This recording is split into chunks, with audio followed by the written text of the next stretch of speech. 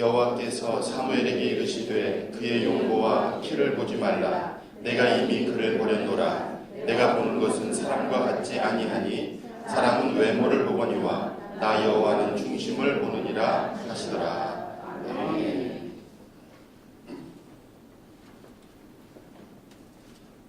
미국 메이저리그에 유격수 라파엘 퍼칼이라고 하는 선수가 있습니다.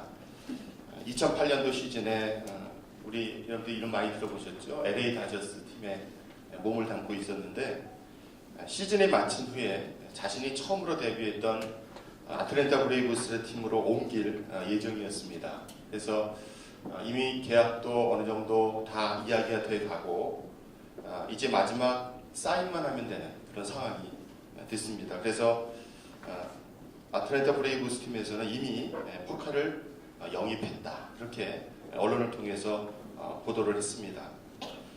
그런데 마지막에 그 계약서에 사인을 한 구단은 아틀랜타 브레이브스가 아니고 LA 다저스에서 그 선수를 다시 이제 그대로 자유계약 선수로 남는 것으로 그렇게 결론이 났습니다. 이유는 한 가지인데 돈도 훨씬 더 많이 준다고 했고 그리고 여러 가지 조건이 아틀랜타가 훨씬 더 좋은 조건이었는데 한 가지 이유 때문에 이 퍼칼이라는 선수가 마지막에 그 마음을 돌렸다고 합니다. 그 이유가 뭐냐 하면 바로 낡은 소방차 한 대 때문이었다. 그렇게 신문은 보도를 했습니다.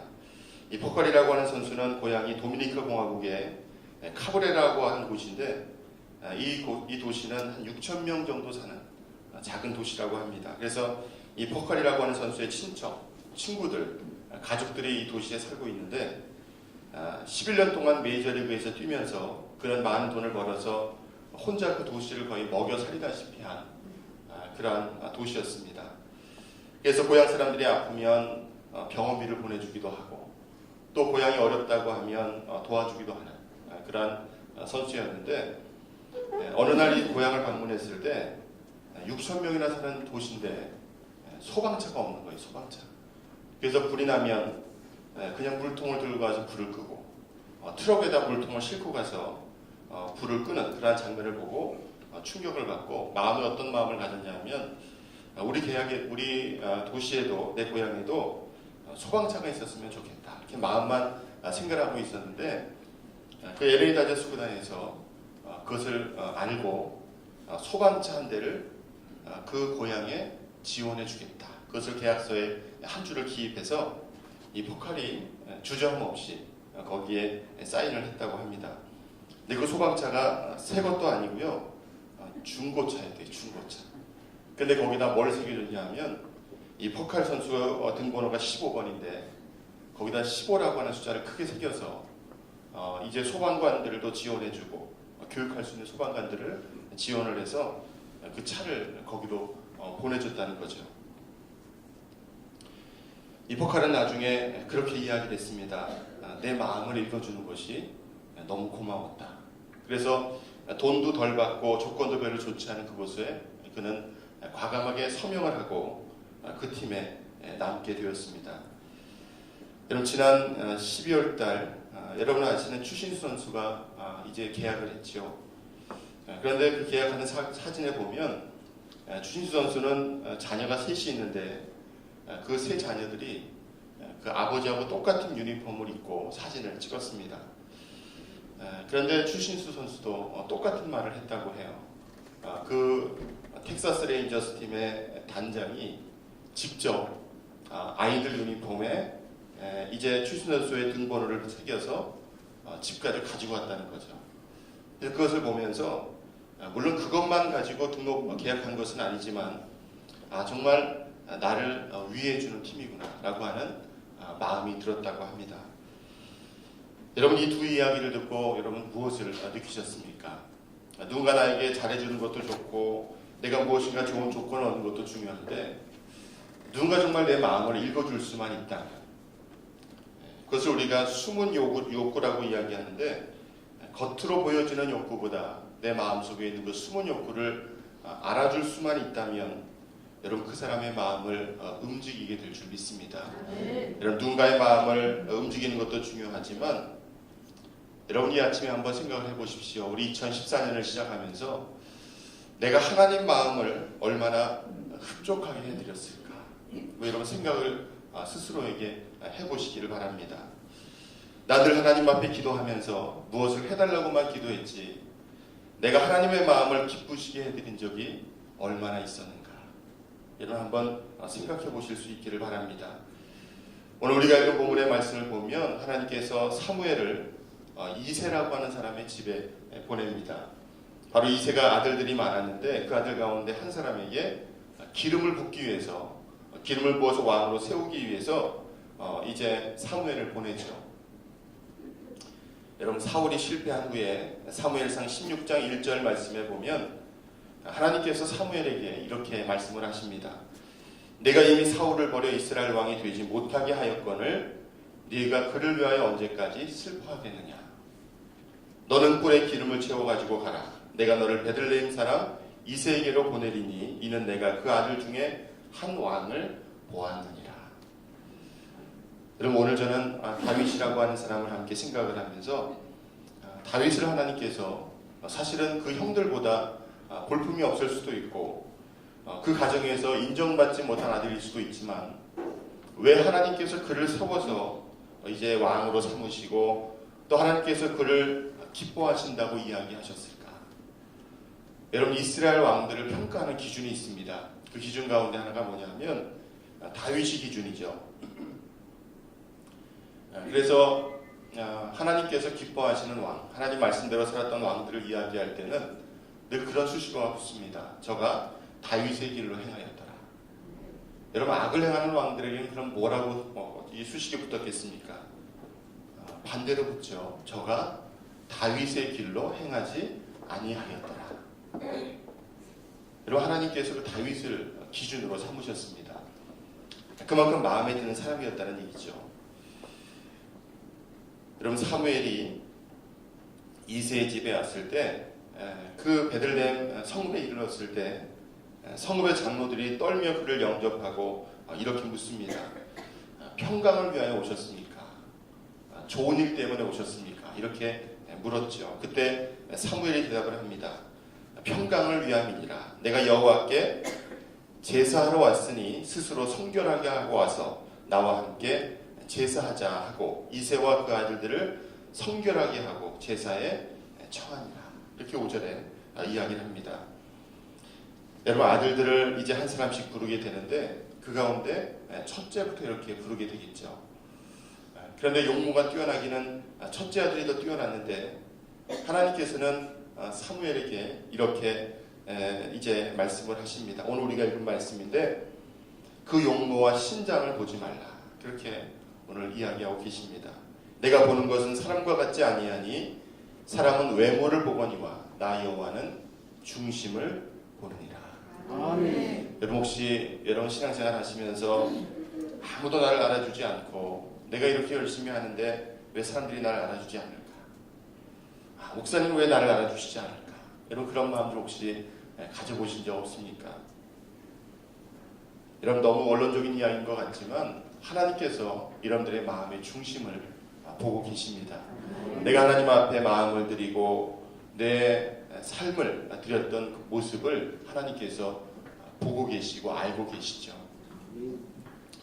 제가 아는 동기 목사님 한 분이 이제 그 페이스북에 매일 글을 올리는데 거기 그런 글을 하나 이렇게 올려 제가 참 마음이 와닿았어요. 그 목사님도 있었던 교회가 저희 교회보다 더 큰 교회죠. 부목사님들이 한 50명 정도 되는 그런 교회였습니다. 그런데 이제 뭐 회의를 이렇게 하게 되는데 가령이를 한 10명 정도 모여서 이렇게 회의를 하면 꼭 늦는 사람이 있대요. 꼭 늦는 사람. 그러니까 일찍 온 사람은 와서 일찍 앉아 있는데 꼭 회의에 늦는 사람이 있답니다. 그게 자꾸 반복이 되다 보니까 이 목사님 마음에 어떤 마음이 들었냐 하면 어차피 저렇게 늦게 와서 이렇게 하니까 나도 좀 늦어볼까 그런 마음이 들었대요. 10분이고 20분이고 늦어볼까 그 마음이 들어서 그 이야기를 이제 목사님들끼리 이렇게 얘기를 하고 있는데 옆에 사무실이니까 이제 그 사무원이 한 분 있었는데 그 집사님이 딱 한마디를 하는데 자기가 너무 부끄럽기도 하고 그리고 굉장히 충격을 받았대요. 뭐라고 얘기를 하셨냐면 목사님 그래도 하나님은 아시잖아요 그러더래요. 그 말을 듣는 순간 본인 마음이 굉장히 그렇게 생각했던 마음들이 부끄러워졌다. 그런 이야기를 이렇게 글을 올린 것을 제가 읽은 적이 있습니다. 여러분 하나님께서 여러분들 마음 아시잖아요. 하나님이 아시면 여러분 그게 다 되는 거 아닙니까?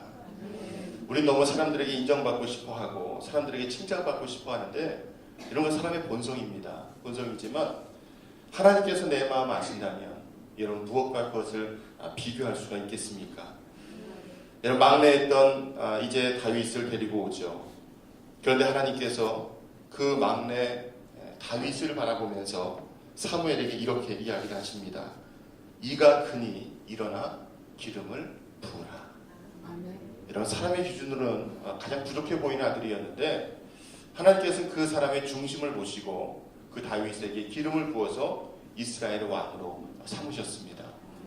여러분 오늘 저는 이 말씀을 함께 나누면서 하나님께서는 다윗의 어떤 모습을 보셨을까? 왜 다윗을 그 많은 아들들 가운데 그 많은 사람들 가운데 세우셔서 그 머리에 기름을 부으셨을까? 여러분 이 말씀을 가지고 함께 몇 가지로 은혜를 나누겠습니다.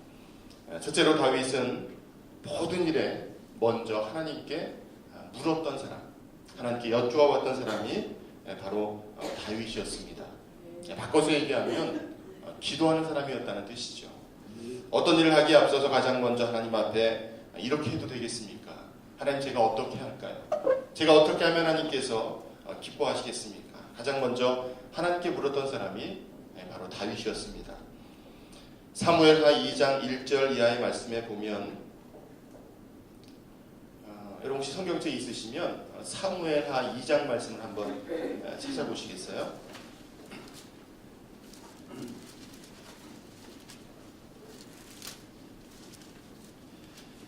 네, 이제 다윗이 유다의 왕이 됐습니다. 그때 이런 2장 1절 말씀을 함께 읽어보겠습니다. 함께 읽습니다.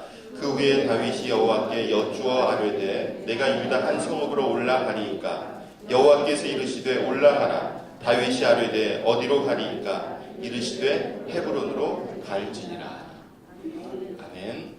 여러분 다윗은 중요한 일을 앞두고 하나님 앞에 먼저 기도하는 사람이었습니다. 여러분 중요한 일을 앞두고 여러분 얼만큼 하나님 앞에 기도하고 또 하나님 답을 여러분 기다리고 이렇게 살아가고 계십니까? 여러분 하나님께서는 여러분들에게 분명한 답을 가지고 계시고 또 여러분들의 삶을 가장 선한 길로 인도해 주실 줄 믿습니다.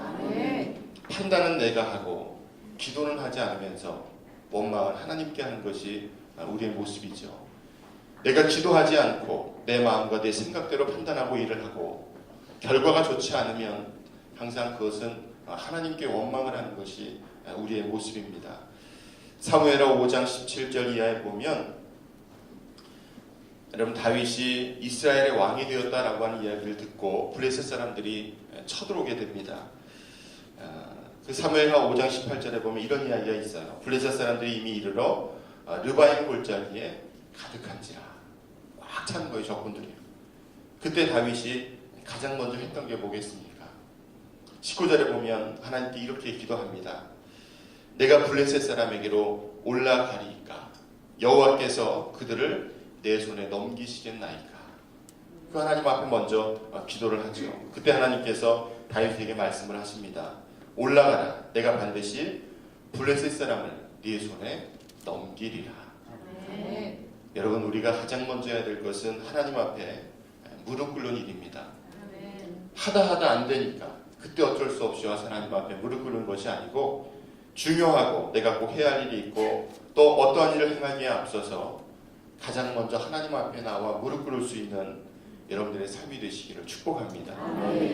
여러분 제가 예전에 있던 교회에서 새벽 예배를 드리는데 어떤 집사님이 꼭 이 새벽에 기도하면 강대상이 있잖아요. 저는 이게 작은 강대상이지만 이게 좀 이렇게 큰 강대상이 있습니다. 그런데 거기로 올라와서 계단에 이렇게 무릎을 꿇고 꼭 그 강대상을 붙잡고 기도를 해요.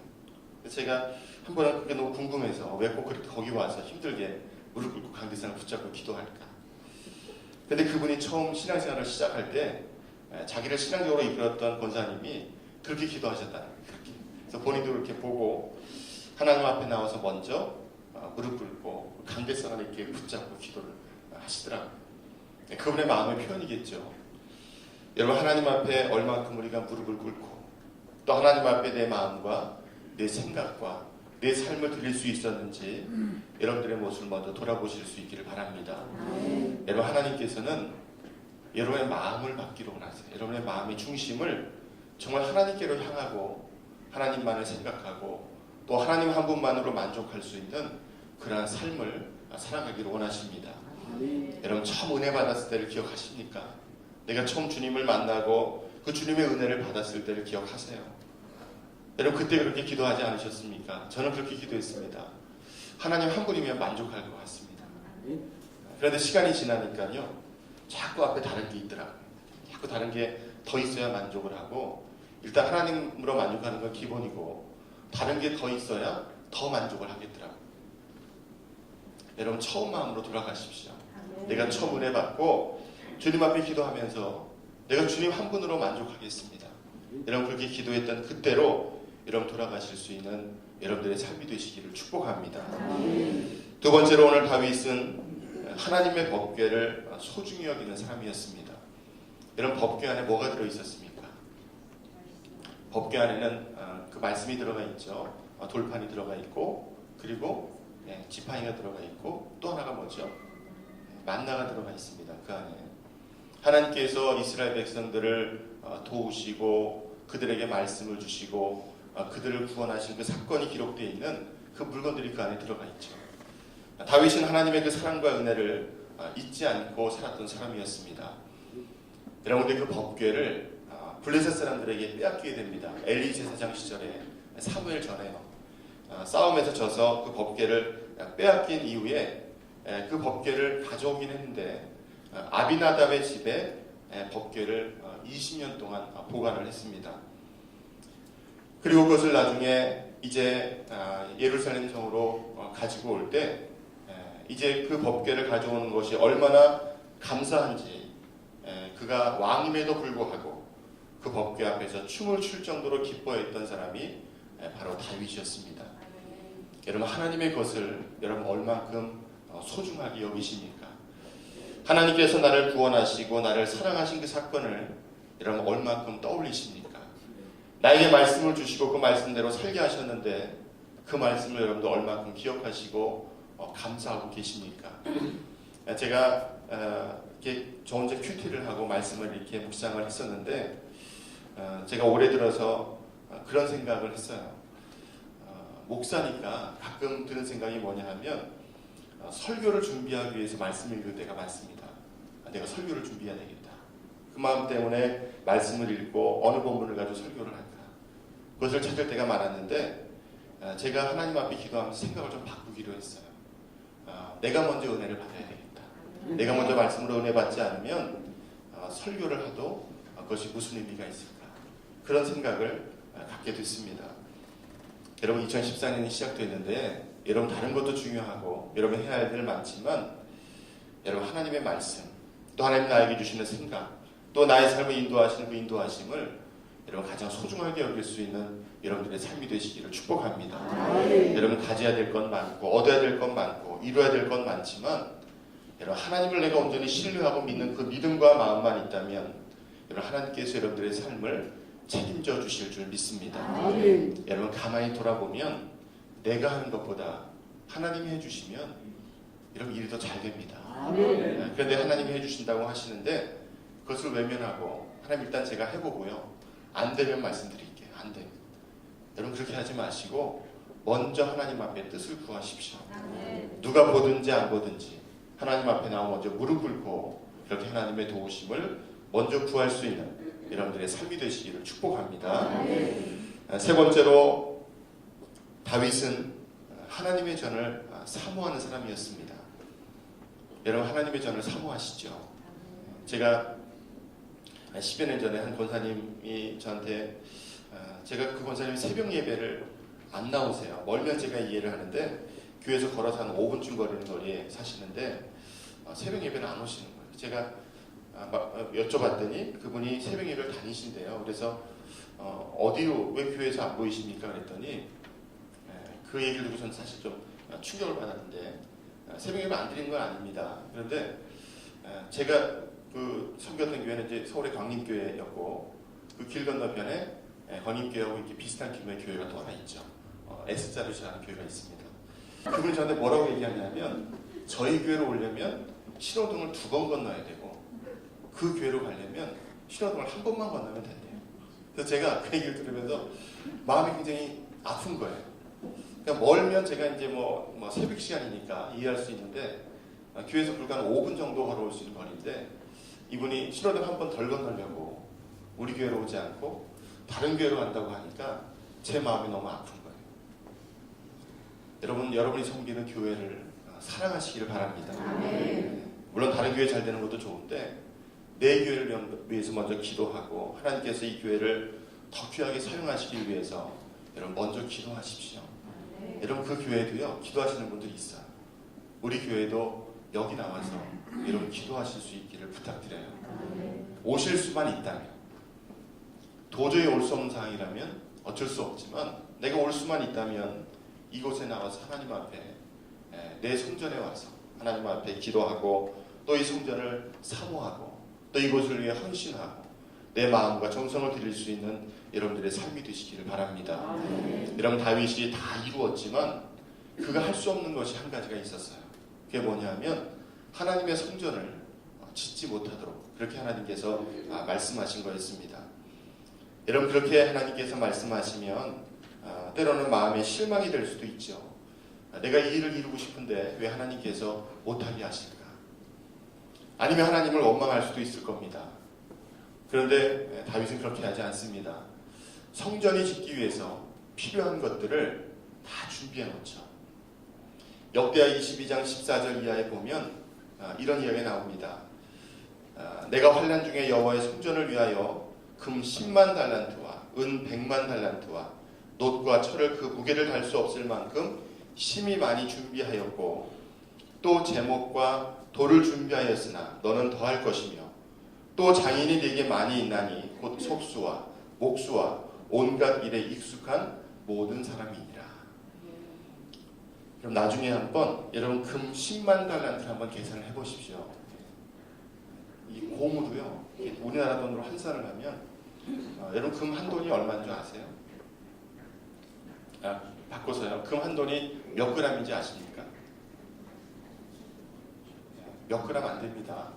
3.75g인가요? 굉장히 적은 그램수예요.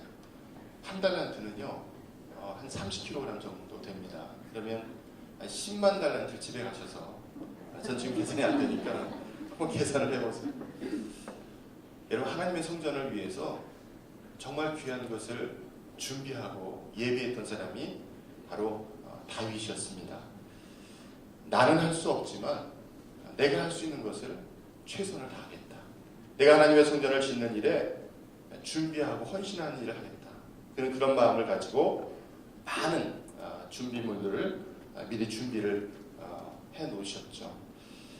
여러분 저는 여러분들의 삶이 하나님의 마음에 합당한 그러한 삶을 살아가시는 그러한 복된 삶이 되시기를 축복합니다.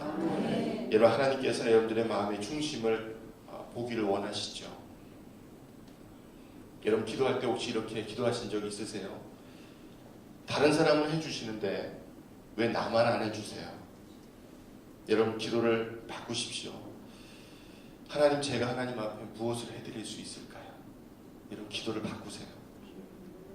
여러분 내가 하나님을 기쁘시게 해드리면 하나님 마음에 합당한 자가 되면 하나님께서 내가 원하는 것들 있어야 할 것 아시고 하나님께서 채워주실 줄 믿습니다. 여러분 내가 하나님을 존귀하게 여기면 하나님께서 저와 여러분들을 세상 가운데서 존귀 여김받는 삶을 살아갈 수 있도록 인도해 주실 줄 믿습니다. 여러분 자녀들이 하나님 앞에 무릎 꿇고 또 하나님을 존귀 여기는 삶을 살게 하면 하나님께서 여러분들의 자녀들을 책임져 주실 줄 믿습니다. 내가 하나님 앞에서 인정받는 삶을 살면 세상이 나를 인정해 줍니다. 여러분 우리가 이런 말을 할 수 있을까요? 내가 예수님을 위해서 희생합니다. 내가 예수님을 위해서 손해봅니다. 여러분 이런 말을 여러분 할 수 있겠습니까? 여러분 제가 좀 억울하지만 제가 별로 마음은 없지만 한번 해보겠습니다. 제가 바쁘기는 한데 너무 바빠서 시간이 없는데 혹시 시간이 나면 한번 제가 하나님 앞에 시간을 드려보도록 하죠. 여러분 그런 마음 여러분 혹시 가지고 계십니까? 이런 복음을 알면 알수록 십자가를 깨달을수록 진정한 희생과 억울함은 내가 아니라 아무 죄 없이 십자가 위에서 죽으신 바로 예수님이시다라고 하는 것을 우리는 분명히 깨닫게 됩니다. 보잘것없는 나를 위해서 죄인인 나를 위해서 높고 아름다운 영광의 보좌에서 내려와 낮고 천한 이 땅에 오신 그 주님을 우리가 기억해야 할 줄 믿습니다. 여러분 내가 아무리 억울해도 내가 아무리 희생해도 주님의 그 희생만큼 주님의 그 억울함만큼 우리가 그곳에 다다를 수가 있겠습니까? 나를 위해서 죽으시고 또 나를 위해서 다시 부활하신 그 주님을 우리가 기억한다면 우리가 그 주님의 말씀을 기억하고 주님 앞에 드리지 못할 것이 아무것도 없겠죠. 제가 오늘 성경 말씀을 한 군데 읽어드리면서 말씀을 마치려고 합니다. 잠언 25장 13절 말씀인데요. 여러분 잘 아는 말씀입니다. 충성된 사자는 그를 보낸 이에게 마치 추수하는 날의 얼음 냉수 같아서 능히 그 주인의 마음을 시원하게 하느니라. 아멘. 하나님의 마음을 시원케 할 수 있는 여러분들의 삶이 되시기를 주님의 이름으로 축복합니다. 아멘.